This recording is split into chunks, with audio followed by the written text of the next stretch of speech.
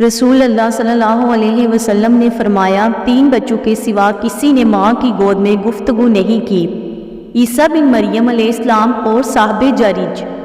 جریج ایک عابد شخص تھا جس نے ایک عبادت خانہ بنا رکھا تھا۔ ایک دن وہ اس میں نماز پڑھ رہا تھا کہ اس کی ماں آئی اور اس نے کہا، اے جریج، تو اس نے دل میں کہا، یا اللہ، ایک طرف ماں اور ایک طرف نماز۔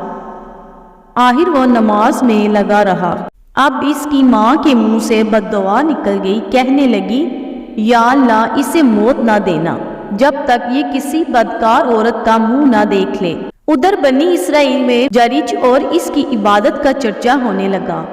ان میں ایک بدکار عورت تھی جس کے حسن و جمال کو بطور مثال کیا جاتا تھا۔ وہ کہنے لگی، اگر تم چاہتے ہو تو میں اسے پھنساؤں۔ چنانچہ اس نے اپنے آپ کو جریج پر پیش کیا، لیکن وہ اس کی طرف متوجہ نہ ہوا۔ پھر وہ ایک چرواہے کے پاس گئی جو اس کے عبادت خانہ کے پاس ٹھہرا کرتا تھا، اور اس نے اپنے آپ کو اس کے حوالے کر دیا۔ چرواہے نے اس سے صحبت کی تو وہ حاملہ ہو گئی۔ پھر جب بچہ پیدا ہوا تو کہنے لگی، یہ جریج کا بیٹا ہے۔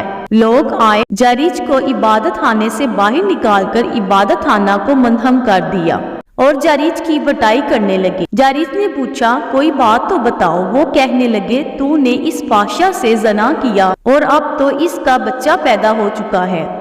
جریج نے کہا، وہ بچہ کہاں ہے؟ لوگ بچہ لے آئے تو جریج نے کہا، ذرا ٹھہرو، میں نماز پڑھ لوں۔